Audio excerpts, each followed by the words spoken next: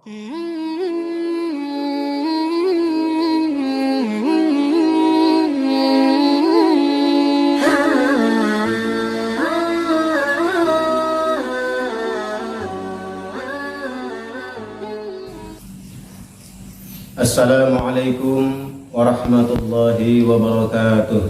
Waalaikumsalam warahmatullahi wabarakatuh. Alhamdulillahilladzi an'amana bi ni'matil iman wal islam. Wassalatu wassalamu ala sayyidina Muhammadin sallallahu alaihi wasallam khairil anam wa ala alihi wa ashabihi wa atba'ihi ala dawam.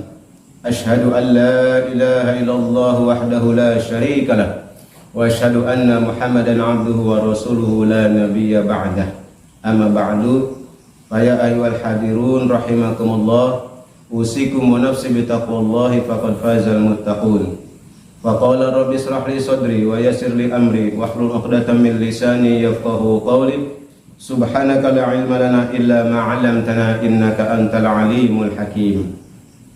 Saudara-saudara jamaah pengajian rahimakumullah, pada kesempatan malam yang mubarak ini kita akan lanjutkan kembali kajian kita dalam kitab Al-Hikam, yang pada kesempatan ini kita akan mengambil suatu tajuk yang dinukilkan oleh Syekh Ibnu Athaillah, yaitu tentang dua jalan menuju usul kepada Allah Subhanahu wa taala. Di dalam kitabnya Syekh Ibnu Athaillah menuliskan sebagai berikut: Bismillahirrahmanirrahim. Sattana baina man yastadillu bihi. Sattana baina man yastadillu bihi aw yastadillu alaihi. Sattana amat jauh bedanya baina di antara man yastadillu bihi, orang-orang yang berdalil atau orang-orang yang berpandangan bihi dengan Allah, au yastadillu alaihi, dengan orang-orang yang berdalil atau berpandangan kepada Allah. Jadi sini Syekh Abdul telah membedakan dua pandangan orang berkaitan dengan ma'rifatnya kepada Allah atau jalan pendekatannya kepada Allah Subhanahu wa taala. Yang pertama yaitu orang-orang yang yastadillu bihi, yaitu orang yang berdalil dengan Allah. Artinya di sini bahwa orang tersebut berpandangan bahwa alam semesta ini ada itu karena Allah ada. Karena Allah ada, maka alam semesta ini ada. Ini pandangan yang pertama, ya, pandangan yang pertama, ahli marifat yang pertama. Kemudian yang kedua yaitu yastadillu alaihi, yaitu orang-orang yang berpandangan atau berdalil adanya alam inilah yang menunjukkan adanya Allah. Kebalikannya. Kalau yang pertama tadi adanya Allah maka adanya alam. Yang kedua adanya alam maka adanya Allah. Jadi dua pandangan yang berbeda. Al-mustadillu bihi, orang-orang yang berpandangan bahwa adanya Allah itu maka adanya alam. Arafal haqqa li ahlihi. Nah, ini orang-orang yang mengerti, yang memahami ya, al-haq, kebenaran, li ahlihi, kepada pemiliknya yaitu Allah Subhanahu wa taala. Nah, ini orang yang pertama ya, orang yang pertama itu berpandangan dengan Allah, billah atau bihi dalam hal ini. Bahwa karena adanya Allah lah maka adanya alam. Nah, ini orang-orang yang mengerti tentang al-haq, yang mengerti yang al-haq, yang menempatkan sesuatu kepada pemiliknya. Dalam hal ini pemiliknya tentu saja Allah. Alam semesta ini semuanya pemiliknya adalah Allah. Jadi bagi mereka yang berpandangan demikian, dia akan mengembalikan sesuatu kepada pemiliknya, yaitu kepada Allah Subhanahu wa taala. Fasbatal amra, maka dia menetapkan segala urusan min wujudi aslihi, min wujudi aslihi, kepada wujud atau keberadaan asalnya. Asalnya berarti dari Allah Subhanahu wa Ta'ala. Nah itu. Nah ini pandangan orang yang pertama. Jadi bagi orang yang bermakrifat dengan pandangan billah tadi, bahwa dengan adanya Allah maka adanya alam, maka segala urusan itu akan kembali kepada asalnya, yaitu kepada Allah. Bagi orang yang demikian, tidak ada alam ini apabila tidak ada Allah.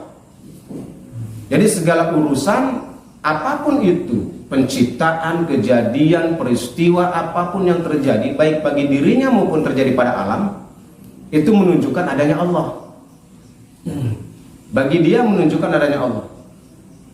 Apa saja yang terjadi pada dirinya, yang terjadi pada alam semesta, peristiwa apapun, bahkan melihat alam semesta ini, yang dia lihat adalah Allah Subhanahu wa Ta'ala. Yang dia lihat adalah Allah. Ketika terjadi peristiwa banjir bandang, maka yang dia lihat bukan banjir bandangnya, tapi dia lihat di situ kekuasaan Allah, kehendak Allah yang terjadi. Bahwa banjir bandang ini terjadi adalah karena kudrah dan iradah Allah. Begitu juga ketika gunung meletus, maka yang dia lihat itu adalah af'al Allah, bukan gunungnya, karena gunungnya adalah makhluk. Dalam pandangan dia semuanya adalah makhluk. Artinya makhluk ini tidak bisa berbuat apapun tanpa kehendak dari Allah Subhanahu wa Ta'ala. Jadi bagi dia di dalam nuraninya, di dalam kalbunya, dalam batinnya itu yang terlihat hanyalah Allah semesta. Allah pemilik alam semesta. Melihat gunung, melihat pohon-pohonan, melihat ikan, melihat laut, yang nampak di dalam kalbunya adalah Allah. Melihat kebesaran Allah, melihat af'al Allah, melihat sifat-sifat Allah berlaku di situ. Ya. Baik sifat Ar-Rahman Ar-Rahim, Al-Adilnya yang maha adil, Al-Aziz yang maha gagah, ya. Al-Ghafurnya yang maha pengampun, dan sebagainya. Semua yang Asmaul Husna itu meresap di dalam hati dan pikirannya, bahwa disitulah af'al Allah dan sifat-sifat Allah terjadi pada makhluknya, termasuk pada alam semesta. Ketika melihat matahari terbit dari timur, kemudian tenggelam dari barat, maka yang dia lihat bukan peristiwa alamnya, bukan peristiwa alamnya, tapi dia bisa merasakan dan melihat bahwa disitulah Allah berkehendak. Allah lah yang mengatur itu semua. Nah ini pandangan orang yang pertama. Pandangan orang yang pertama. Ini dikatakan orang yang sudah arif billah, yang sudah betul-betul mengenal Allah di dalam kalbunya, di dalam batin. Jadi yang dia lihat hanyalah kehendak Allah, kemahakuasaan Allah. Kemarin sudah dibahas, yang dia lihat adalah af'al Allah, perbuatan Allah, sifat-sifat Allah, dan juga zatullah. Ini pandangan yang orang-orang sudah betul-betul ahli ma'rifat, ya, dalam pandangan yang pertama. Kemudian orang yang kedua yang disebut dengan yastadilu alaihi, dia berdalil bahwa setelah melihat alam ini atau dengan adanya alam ini menunjukkan adanya Allah. Nah ini orang yang kedua, orang yang berpandangan kedua. Wal istidlalu alaihi, yaitu orang-orang yang berdalil bahwa alam semesta ini ada, atau dengan adanya alam semesta maka menunjukkan adanya Sang Maha Pencipta, yaitu Allah. Jadi dia melihat alam terlebih dahulu.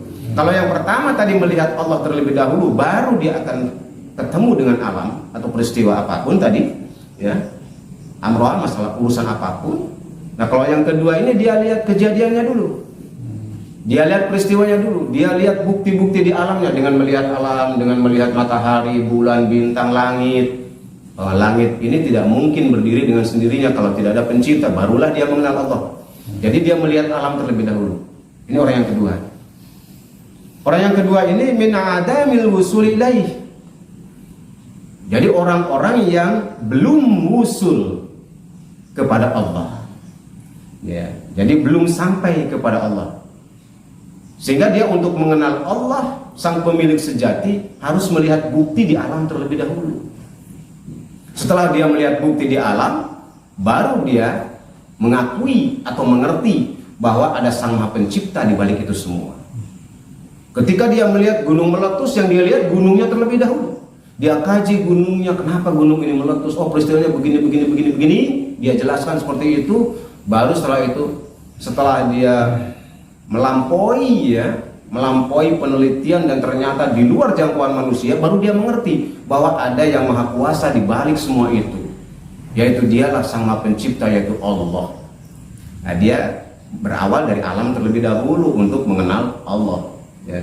Terbalik, ya. Makanya dikatakan orang yang demikian ini min adamil wusuli ilahi.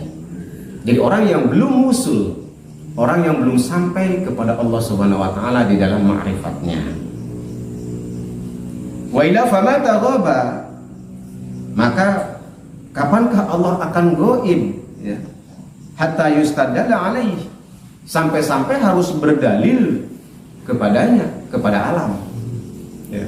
Bagaimana Allah dikatakan goib sampai-sampai harus meminta bukti, harus adanya peristiwa dulu, harus adanya alam terlebih dahulu untuk mengetahui sesuatu zat yang maha goib, yaitu Allah Subhanahu wa taala.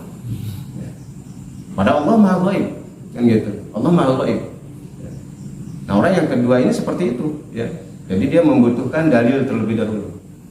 Untuk memahami suatu hal yang gaib, dia harus memahami sesuatu yang nyata terlebih dahulu. Ya. Untuk mengerti sesuatu yang gaib, dia harus paham dulu sesuatu yang nyata. Peristiwa-peristiwa nyata.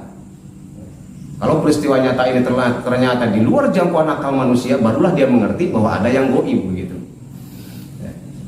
Ya, ini keyakinan orang yang kedua seperti itu. Wa mata ba'uda hatta takuna al-atharu. Maka bagaimana Allah itu menjadi jauh, ya. Sampai-sampai segala peristiwa yang terjadi itu membutuhkan bekas, ya. Sehingga dia harus wusul kepada Allah Subhanahu wa taala. Jadi membutuhkan asar, membutuhkan tanda-tanda atau bekas-bekas penciptaan, ya, seperti tadi alam semesta, gitu kan.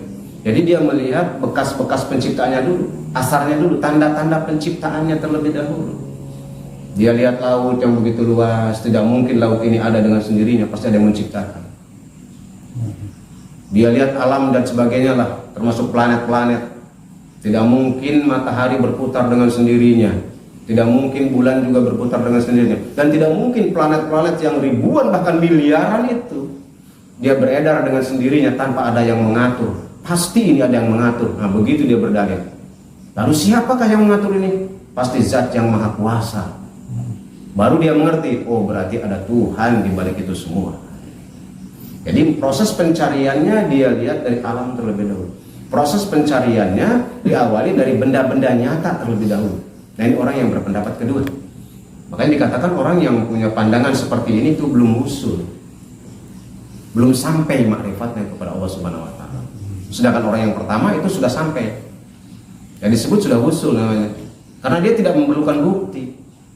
Orang yang pertama tadi, ya, yang billah tadi, ya, yastadillu bihi tadi, itu dia tidak membutuhkan bukti. Dia tidak membutuhkan bukti-bukti yang konkret untuk mengenal zat yang maha esa, yaitu Allah. Tidak membutuhkan. Karena apa? Qalbunya sudah terbuka, batinnya sudah terbuka pengenalannya kepada Allah Subhanahu wa taala.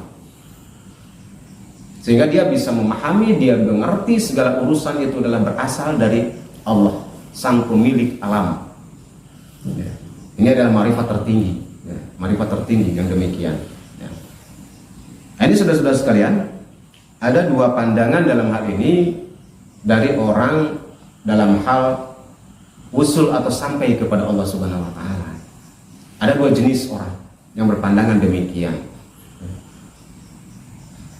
Nah, tentu saja yang usul itu adalah yang berpandangan pertama, yang billah tadi. Dia berpandangan adalah dengan adanya Allah maka adanya alam semesta, dan segala urusan itu adalah berasal dari Allah, ya, bukan dari makhluknya. Kalau yang kedua, diawali dari makhluknya terlebih dahulu untuk mengenal kepada Allah Subhanahu wa taala. Saudara-saudara sekalian, perlu kita pahami bahwa proses manusia untuk memahami Allah, ini tentu saja diawali dari ketika dia berada di dalam kandungan. Ya. Mari kita lihat firman Allah Subhanahu wa taala di dalam surat An-Nahl ayat 78 di sini. Qala Allah Ta'ala fi kitabihil karim A'udzu billahi minasyaitonir rajim. Wallahu akhrajakum min butuni ummahatikum la ta'lamuna syai'a. Wallahu akhrajakum, dan Allah lah yang mengeluarkan kamu, min butuni, dari perut ummahatikum, ibu kamu. La ta'lamuna syai'a, dalam keadaan kamu tidak mengetahui sesuatu. Artinya segala kudrati setiap manusia itu ketika gubrak ke alam dunia, lahir ke alam dunia ini tidak mengetahui sesuatu. Tidak ada yang pintar, tidak ada yang mengerti tentang sesuatu. La ta'lamuna syai'a. Kata Allah dalam surat An-Nahl tadi ayat 78 mengatakan demikian. Bahwa pada awalnya manusia ketika dilahirkan oleh seorang ibu, dia tidak mengerti ke alam dunia, tidak mengerti, tidak punya ilmu, ya, tidak punya sesuatu. Nah, ini harus dimengerti oleh kita bahwa begitulah fitrahnya manusia. Ya. Tidak ada manusia begitu dilahirkan langsung punya ilmu, ya. Apalagi begitu dilahirkan langsung mengenal Allah gitu. Tidak ada. Semuanya dalam keadaan tidak tahu apa-apa. Berarti untuk berilmu perlu proses, ya. Untuk memahami sesuatu perlu proses yang harus ditempuh selama hidupnya. Begitu lagi lah untuk mengenal Allah Subhanahu wa Ta'ala, zat yang maha tinggi. Ini perlu proses panjang yang harus dilalui agar betul-betul bisa memahami Allah, bisa bermakrifat kepada Allah, sampai nanti akan diperoleh dua pandangan orang tadi tentang makrifatnya kepada Allah, ya. Dua pandangan tadi. Kemudian lanjutan ayatnya, wa ja'ala lakumus sam'a wal absara wal afidah. Dan kemudian Allah memberikan kepada kamu sam'a, pendengaran, wal absara, dan penglihatan, wal afidah, dan juga qalbu serta hati. Nah, itu. Jadi kemudian Allah mengaktifkan pendengaran kita. Memang ada telinga, tapi ketika bayi kan belum bisa mendengar, ya. Belum bisa mendengar, belum bisa mengerti tentang sesuatu. Nah, kemudian diaktifkan oleh Allah pendengarannya itu, kemudian penglihatannya, dan juga hatinya, qalbunya diaktifkan, dihidupkan, ya, dihidupkan. Nah, jadi saudara-saudara sekalian, kalau kita perhatikan di sini, dengan ayat ini kita jadi memahami kenapa Allah itu, ya, memberikan alat indera. Kenapa Allah memberikan kita telinga? Untuk apa Allah memberikan mata, dan untuk apa Allah memberikan hati atau afidah ke dalam diri kita? Ya. Untuk apa sebenarnya? Jadi bukan tanpa maksud Allah membekali manusia dengan alat-alat panca indera. Bukan tanpa maksud. Bukan tanpa maksud, ya. Nah, diantaranya di sini adalah la'allakum tashkurun. Selanjutnya adalah kalimatnya adalah la'allakum tashkurun, agar kalian itu bersyukur. Nah, jadi kita diperintahkan untuk bersyukur atas seluruh nikmat yang diberikan kepada kita, termasuk panca indera tadi, ya, telinga, mata, dan hati. Karena ini merupakan piranti atau alat-alat yang digunakan untuk mengenal Allah. Telinga, mata, dan hati. Ini merupakan alat-alat panca indera yang paling sering digunakan dan tajam sekali untuk mengenal sesuatu, bahkan untuk belajar, untuk mendapatkan ilmu. Untuk mendapatkan ilmu kita menggunakan telinga, mata, dan qalbu untuk mendapatkan ilmu dari Allah Subhanahu wa Ta'ala. Jadi sebenarnya saudara-saudara sekalian, sekarang kita paham kenapa Allah memberikan alat-alat ini, membekali alat-alat ini, ya, yaitu sam'a, absar, dan afidah tadi. Tiada lain sebetulnya agar manusia itu mengenal zat Sang Pencipta, agar manusia itu mengenal siapa penciptanya, agar manusia itu bermakrifat kepada Allah Subhanahu wa Ta'ala. Jadi itulah tujuan sebenarnya yang Allah kehendaki. Allah menciptakan manusia kemudian dilahirkan ke alam dunia dalam keadaan tidak tahu apa-apa, kemudian Allah bekali dengan telinga, mata, dan hatinya.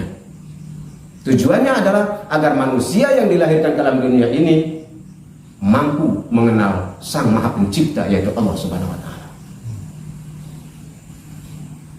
Kemudian manusia ini diperintahkan untuk bersyukur atas nikmat-nikmat yang diberikan itu.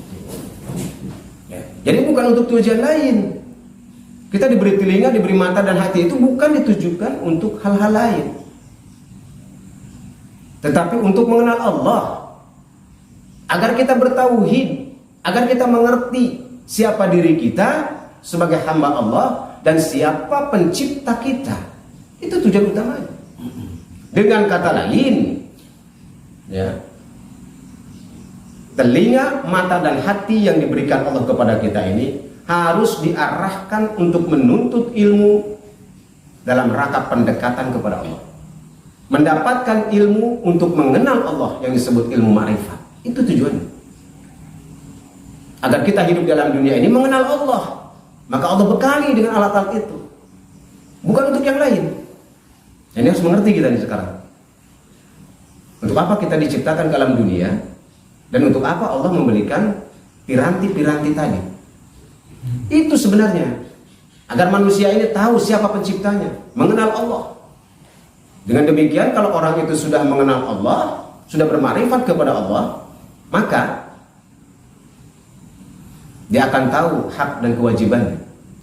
Dia mengerti apa yang harus dia lakukan hidupnya dalam dunia, apa yang harus dia lakukan selama panjang hidup dia. Sepanjang hidup dalam dunia, apa yang dilakukan? Wa ma khalaqtul jinna wal insa illa liya'budun. Dan tidak semata-mata aku ciptakan jin dan manusia, kata Allah, selain beribadah kepada Allah. Itu tujuannya itu. Beribadah kemudian bermakrifat kepada Allah, mengenal Allah Subhanahu wa Ta'ala. Tujuannya itu. Oleh karena itu tuntutlah ilmu tadi dengan menggunakan pendengaran kita, dengan mata kita, dengan hati kita untuk mengenal Allah. Itu tujuan kita sebetulnya.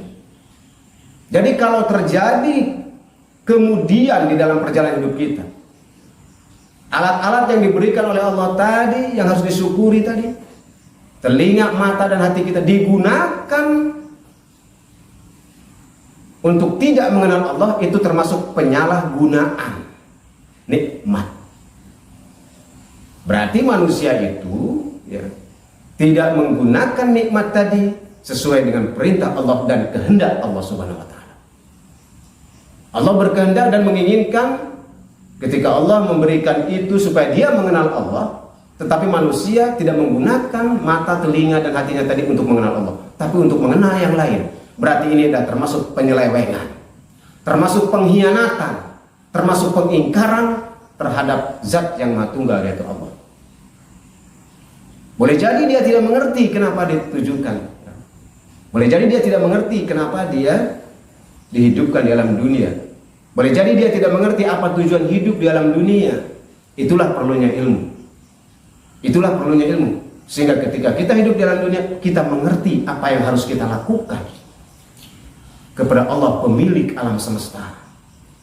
Karena bagaimanapun, inna lillahi wa inna ilaihi raji'un. Kita berasal dari Allah dan akan kembali kepada Allah. Kita berasal dari Allah, diciptakan Allah, kemudian kembali akan menghadap Allah Azza wa Jalla. Oleh karena itu, Allah membekali kita dengan segala nikmat tadi agar kalian bersyukur. Kemudian gunakanlah seluruh nikmat tadi ya, untuk mengabdi dan beribadah kepada Allah dan mengenal Allah dengan sebaik-baiknya. Karena pada saat nanti kita akan dimintai pertanggungjawaban oleh Allah atas hidup dan kehidupan kita, atas segala nikmat yang diberikan oleh Allah kepada kita selama di dunia ini. Itulah sebenarnya saudara-saudara sekalian yang harus kita lakukan hidup di dalam dunia ini. Jangan digunakan yang lain. Kalau menggunakan nikmat dari Allah itu untuk hal-hal lain, bahkan tidak mau mengenal Allah, tidak mau mengerti tentang Allah, berarti itu termasuk pengkhianatan dan pengingkaran. Maka akibatnya apa? Dia akan dimintai pertanggungjawaban nanti di akhirat, di yaumil hisab nanti, tentang hal-hal tersebut. Nah, itulah saudara-saudara sekalian ya, betapa pentingnya kita memahami tentang hal ini. tentang bagaimana mengenal Allah, tentang ma'rifat kepada Allah, sehingga kita mengerti apa yang diinginkan oleh Allah kepada kita. Hanya tadi ada dua jalan untuk mengenal Allah, berma'rifat kepada Allah. Tadi dua jalan manusia yang berpandangan tadi. Nah, jalan itulah yang ditempuh. Jalan itulah yang ditempuh. Orang yang kedua tadi jalan dengan dia menuntut ilmu terlebih dahulu, kemudian dia berusaha untuk mengenal alam semesta terlebih dahulu, baru kemudian dia mengenal Allah Subhanahu wa Ta'ala. Tetapi ada orang yang pertama tadi, dia mengenal Allah tanpa memerlukan bukti adanya alam.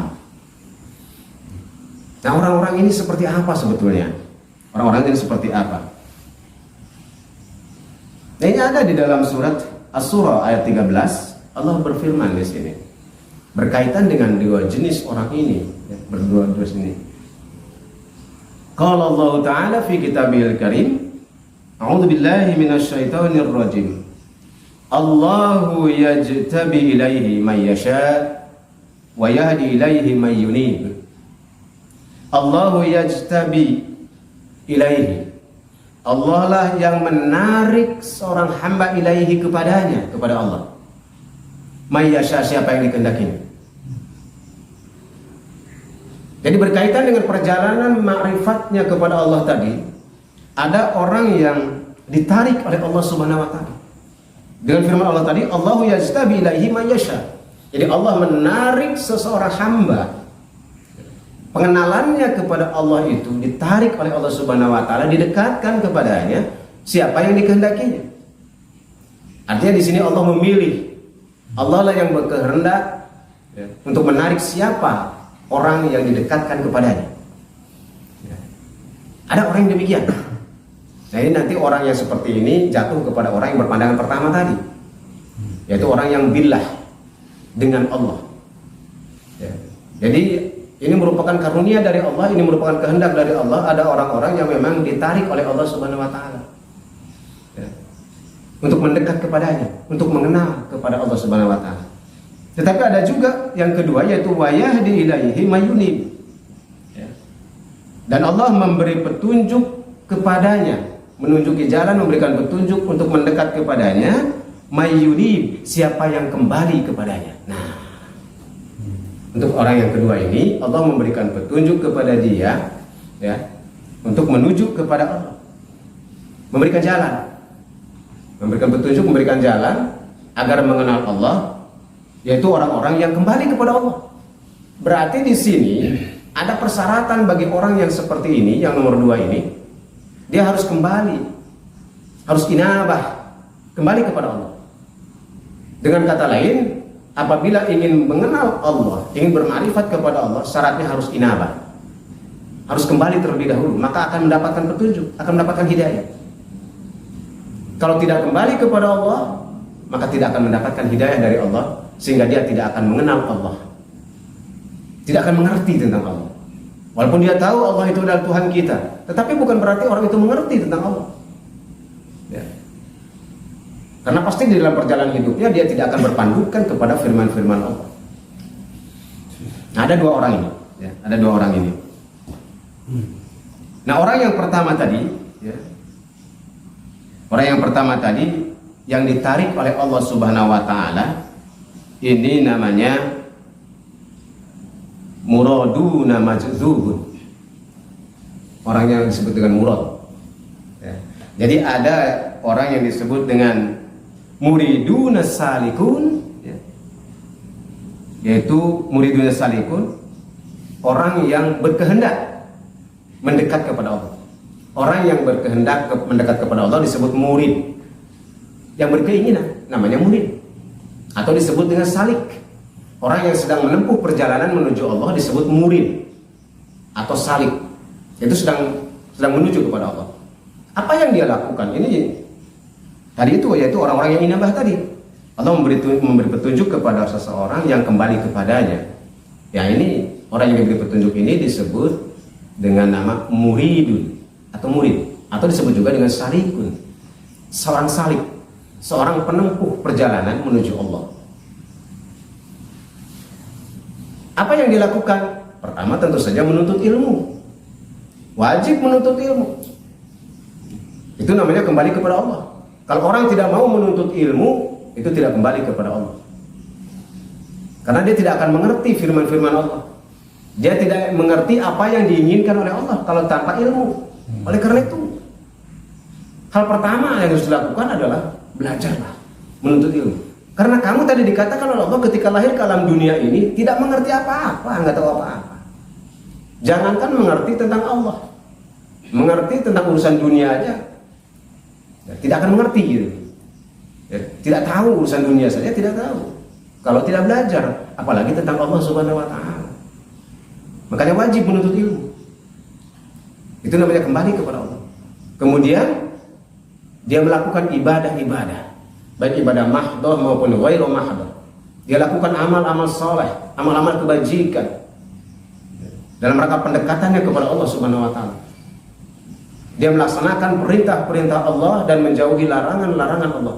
Dia melaksanakan apa yang diperintahkan oleh Allah dan dia menjauhi apa yang dilarang oleh Allah Subhanahu Wa Taala. Nah inilah yang dilakukan oleh manusia tadi, yang inabah tadi. Itu tandanya inabah begitu. Maka dia akan mendapatkan petunjuk dari Allah. Maka dia akan mendapatkan petunjuk dari Allah untuk bisa mendekat kepada Allah Subhanahu Wa Taala. Kalau tidak begitu, terhijab nanti, terhalang untuk bisa mengenal Allah, untuk bermakrifat kepada Allah, terhalang. Menuntut ilmu tidak mau. Ibadah apalagi, karena ibadah juga membutuhkan ilmu, ya. Ibadah tanpa ilmu tertolak. Mardudatun la tuqbalu. Ya. Oleh karena itu tuntutlah ilmu. Kemudian setelah mendapatkan ilmu, amalkan ilmu itu. Laksanakanlah ibadah kepada Allah. Tanpa ilmu, tanpa ibadah tidak terjadi pendekatan kepada Allah. Tidak akan mendapatkan petunjuk dari Allah Subhanahu Wa Taala untuk bisa mendekat kepadanya. Karena bermakrifat kepada Allah tidak cukup hanya mengenal bahwa Allah itu adalah Tuhan saya. Enggak. Bukan seperti itu. Karena urusannya ada aqidah dalam kalbu kita. Ya. Pikiran kita, pemahaman kita tahu bahwa Allah itu adalah Tuhan kita. Tetapi kalbu kita bisa merasakan enggak bahwa di situ ada af'al Allah. Bahwa di situ adalah sifat Allah. Bahwa di situ adalah zatullah. Kalau tidak paham tentang itu, berarti belum ma'rifat kepada Allah Subhanahu Wa Taala. Akibatnya apa? Setiap sikap, langkah, perbuatan dan ucapannya tidak berlandaskan kepada apa yang dikehendaki oleh Allah, tapi berdasarkan pikiran dan hawa nafsunya sendiri. Itu berarti tidak berma'rifat kepada Allah. Tidak berma'rifat kepada Allah. Jadi disebut orang salik, orang yang sedang menempuh perjalanan kepada Allah. Makanya disebut murid. Murid itu adalah orang yang berkeinginan, berkehendak mendekat kepada Allah. Itu salik namanya. Atau muridun. Makanya disebut orang yang menuntut ilmu itu murid. Karena dia menginginkan dapat ilmu, dia menginginkan mendekat kepada Allah. Nah, disebut murid. Maka harus ada ikhtiar di sini. Jadi dia harus berikhtiar, harus berusaha untuk bisa dekat kepada Allah Subhanahu Wa Taala. Ikhtiarnya apa? Tadi dapatkan dulu ilmunya, belajarlah untuk bisa bermakrifat kepada Allah. Kemudian laksanakanlah ibadah-ibadah yang diperintahkan oleh Allah dan jauhilah apa yang dilarang oleh Allah Subhanahu Wa Taala. Itu yang dilakukan. Terus lakukan itu dengan berzikir ya, kepada Allah, melaksanakan amalan-amalan sunnah, melaksanakan amal saleh, amal kebajikan agar Allah ridha kepada kita. Terus dekatkan, berusaha untuk mendekat kepada Allah Subhanahu Wa Taala. Nah kemudian yang kedua yang disebut dengan orang yang yajtabi ilaihi may yasha, yang ditarik oleh Allah ini disebut muraduna. Murad. Kalau tadi murid itu berarti yang berkehendak, yang berkeinginan mendekat kepada Allah. Kalau murad itu adalah orang yang dikehendaki oleh Allah. Disebutnya majdub. Mazdubun. Jadi orang itu orang yang dikehendaki oleh Allah. Allah yang berkehendak agar orang itu dekat kepadanya. Nah, ini karunia kalau ini. Ini merupakan karunia yang sangat besar. Kalau ada orang yang seperti ini. Ya, orang mazdub namanya. Orang yang dikehendaki Allah. Memang Allah lah yang berkehendak. kepada orang itu supaya orang itu dekat kepadanya, kepada Allah Subhanahu wa taala. Maka ditarik oleh Allah, didekatkan oleh Allah. Nah, orang yang demikian tidak sulit untuk mengenal Allah. Tidak sulit untuk mengenal Allah, ya. Tidak payah seperti orang murid tadi atau salik tadi, tidak payah dia untuk mengenal Allah. Sehingga dia akan mendapatkan atau berpandangan yastadillu bihi. Yaitu dia akan berpandangan dengan Allah. Jadi dia sudah merasakan kehadiran Allah. Karena Allah yang berkehendak untuk memperkenalkan dirinya kepada hamba itu, kepada orang itu. Inilah yang disebut dengan orang majdub atau murad. Orang yang dikehendaki oleh Allah Subhanahu wa taala agar dia dekat kepadanya. Nah, ini adalah termasuk orang-orang yang istimewa, orang-orang pilihan. Ini bukan keinginan kita, bukan keinginan manusia. Karena dikatakan di situ adalah yajtabi ilaihi may yasha. Jadi Allah menarik seseorang itu kepada siapa yang dikehendaki. Jadi kalau ada orang yang ditarik oleh Allah, berarti itu adalah yang dipilih oleh Allah Subhanahu wa taala, dikehendaki oleh Allah Subhanahu wa taala untuk didekatkan kepada Allah. Ini termasuk karunia yang sangat besar.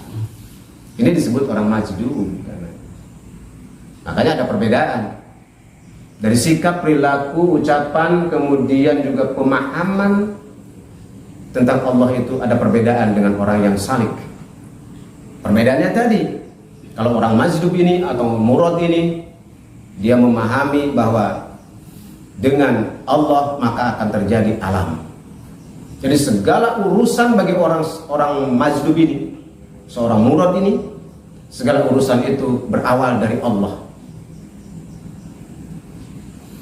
Ngelihat apapun peristiwa di alam ini itu, yang dia lihat adalah Allah. Yang dia lihat adalah perbuatan Allah, bukan perbuatan siapa-siapa. Jadi kalbunya sudah betul-betul mengenal Allah Subhanahu wa taala. Dia akan kembali kepada Allah. Apapun kembali kepada Allah, kembali kepada Allah, kembali kepada Allah. Tidak kepada asbab, ya. Tidak kepada sebab yang terjadi. Maka seringkali kita lihat dalam peristiwa-peristiwa dalam keseharian, umpama dalam keseharian, ketika ada sebuah tempat, entah masjid lah, rumah lah, selamat dari bencana umpama, entah itu bencana tsunami atau bencana kebakaran, itu orang itu lihat cara pandangnya. Kebanyakan manusia cara pandangnya itu dari sisi asbabnya itu. Ketika suatu tempat itu tidak terkena oleh banjir bandang, dia mulai bermain logika. Oh, karena tempat ini tinggi, sehingga air itu tidak sampai ke sana menyibak gitu. Dia mulai dari sana berpikirnya. Ya, dia mulai dari sana. Jadi kalau orang yang belum usul kepada Allah begitu. Ya. Jadi dari sebab-sebabnya dulu dikaji oleh dia. Wah, ini nggak kena air ini karena begini gitu ya. Ada rumah yang lain terbakar, dia nggak terbakar. Dia berpikirnya, oh karena rumah ini betonnya kuat. Ada lagi pendapat lain, karena kebetulan aja. Pas api itu mau nyampe ke rumah itu, pasukan damkar datang, katanya. Ada berpendapat itu. Kebetulan. Dia tidak paham, ya, bahwa ketika pasukan damkar itu bertepatan datang ke situ adalah pertolongan Allah. Nah, bagi orang yang mengenal Allah, tidak melihat asbab itu, dia langsung bahwa Allah lah yang menyelamatkan rumah itu, masjid itu dari bencana. Nggak kemana-mana. Kalbunya, pemikirannya tidak kemana-mana kepada asbab, enggak. Dia tidak mengkaji begini, begitu, sebab enggak. Dia langsung ingat Allah, bahwa Allah lah yang menyelamatkan orang itu, menyelamatkan rumah itu, menyelamatkan masjid itu, bukan karena yang lain-lain. Kesana larinya langsung. Termasuk asbab tadi. Rumah itu kemudian tidak terbakar karena kebetulan damkarnya datang duluan. Yang mendatangkan damkar ini Allah bagi orang yang berpikiran marifat begitu. Artinya dengan kata lain, begitulah cara Allah menyelamatkan rumah itu. Begitulah pertolongan Allah menyelamatkan rumah itu. Dilalah ketika api mau sampai ke rumah itu, damkar datang. Kalau orang bermarifat begitu. Dia mengenal af'al Allah di situ. Dia langsung kalbunya memahami bahwa itulah af'al Allah, itulah perbuatan Allah. Menyelamatkan rumah itu serta isinya. Di antara caranya, pasukan damkar datang duluan. Nah itu dua cara yang berbeda, dua cara pandang yang berbeda. Antara orang yang sudah sampai kepada Allah, yang sudah wusul, dengan yang belum wusul. Nah kemudian saudara-saudara sekalian, apakah kedua jalan tadi akan dua-duanya akan sampai? Yang ditarik dengan yang kemudian yang inabah kembali kepada Allah tadi, atau katakanlah seorang salik dengan seorang majnun, atau seorang murid dengan seorang murad, apakah sampai akan usul kepada Allah? Akan usul kepada Allah dua-duanya. Dua-duanya akan usul, akan sampai kepada Allah, akan bermakrifat kepada Allah Subhanahu wa taala. Akan sampai. Hanya prosesnya yang berbeda. Kalau seorang salik atau seorang murid tadi, karena dia yang berkeinginan mendekat kepada Allah, maka diperlukan upaya yang sungguh-sungguh, yang istiqomah, menuntut ilmunya sungguh-sungguh, beribadahnya sungguh-sungguh, sampai kemudian Allah ridha kepada dia. Harus ada upaya yang sungguh-sungguh. Kalau orang yang murid yang berkehendak itu harus sungguh-sungguh. Kalau tidak sungguh-sungguh nggak nyampe, tidak sampai, tidak usul kepada Allah nanti. Apalagi sambil main-main gitu. Lebih parah lagi kalau nggak mau, nggak sampai kepada Allah, tidak akan mengenal Allah, tidak akan bermakrifat kepada Allah Subhanahu wa taala. Perlu upaya, perlu mujahadah yang sungguh-sungguh. Apabila dia bermujahadah kemudian melakukan itu semua, maka insya Allah dia akan sampai juga kepada Allah Subhanahu wa taala dalam waktu yang hanya Allah yang tahu kapan dia usulnya. Kalau seorang murad yang satu lagi atau yang majdub, orang yang ini karena Allah yang menghendaki nggak payah untuk mengenal Allah. Tidak seperti seorang salik tadi. Kalau seorang murad atau majdub ini untuk mengenal Allah, untuk mendekat kepada Allah tidak payah karena Allah yang narik. Allah lah yang membuat dia mengenal. Artinya Allah lah yang tuntun lidahnya untuk berzikir kepada Allah. Allah lah yang tuntun hatinya untuk mengenal Allah. Allah lah yang tuntun telinganya untuk mendengar kalam-kalam Allah. Allah lah yang tuntun matanya untuk melihat kalimat-kalimat Allah. Dan Allah lah yang menuntun kalbunya untuk mendekat kepada Allah. Senantiasa dituntun oleh Allah Subhanahu wa taala. Sehingga di dalam melakukan apapun, melakukan menuntut ilmunya, melakukan ibadahnya, itu ringan karena Allah yang berkehendak, karena Allah yang mau, karena Allah yang narik. Dimudahkan oleh Allah untuk memahami suatu ilmu, dimudahkan oleh Allah untuk mempelajari ilmu ma'rifat, dimudahkan oleh Allah hatinya dan kalbunya untuk terbuka memahami tentang ma'rifat kepada Allah. Ini merupakan karunia. Makanya proses pendekatannya kepada Allah lebih cepat dibandingkan seorang salik. Ini tidak bisa diinginkan, ya. Posisi ini tidak bisa diinginkan. Seorang murad atau seorang majnun tidak bisa diinginkan oleh kita, karena itu kehendak Allah semata. Pilihan Allah kepada siapa yang dikehendakinya. Hanya perbedaannya di situ, ya. Makanya jangan heran kalau kemudian, ya, dua orang yang sebaya atau dua orang yang usia sama tapi marifatnya kepada Allah menjadi kemudian berbeda. Jangan heran. Mungkin yang satu adalah murad, yang satu adalah murid, atau yang satu salik, yang satu majdub. Nah, orang yang majdub ini seringkali ucapannya, perilakunya, cara dia berpikir dan berbuatnya kadang-kadang tidak dipahami oleh seorang salik. Karena seorang murad, seorang majdub sudah berlari cepat, sementara seorang salik masih di belakangnya. Maka apa yang dipahami oleh seorang majdub ini tidak dimengerti oleh seorang salik. Itu perbedaannya di situ. Ya, perbedaannya di situ. Lalu kita di posisi mana? Yang terpenting yang kita lakukan adalah tuntutlah ilmu terlebih dahulu. Laksanakanlah perintah-perintah Allah terlebih dahulu. Beribadahlah kepada Allah. Jauhilah larangan-larangan Allah Subhanahu wa taala. Ikutilah sunnah-sunnah Rasulullah SAW. Itu yang terpenting. Ya, itu yang terpenting. Perkara kemudian Allah menarik ataukah memberi petunjuk kepada kita, itu adalah hak Allah Subhanahu wa taala. Itu adalah hak Allah Subhanahu, bukan manusia yang pengen. Yang penting adalah lakukanlah kewajiban kita apabila kita ingin mendekat kepada Allah Subhanahu wa taala. Itu saja yang terpenting. Ya, tidak usah berpikir yang macam-macam. Ya. Karena kita diperintahkan untuk itu. Kita diperintahkan untuk beribadah kepada Allah, kita diperintahkan untuk menuntut ilmu. Itu yang terpenting. Ya, kemudian di dalam perjalanannya nanti, disitulah Allah yang berkehendak. Apakah Allah nanti menarik kita atau membiarkan kita untuk tetap bermujahadah, berjuang untuk mendekat kepadanya? Itu terserah Allah Subhanahu wa taala. Nah, itulah saudara-saudara sekalian, berkaitan dengan dua jalan untuk sampai usul kepada Allah. Yang jelas dua jalan ini itu bisa ditempuh bersamaan dan dua-duanya bisa sampai kepada Allah Subhanahu wa taala walaupun dalam waktu yang berbeda. Karena semuanya itu adalah kehendak dari Allah Subhanahu wa taala dengan segala macam rahasianya kenapa Allah memberlakukan demikian.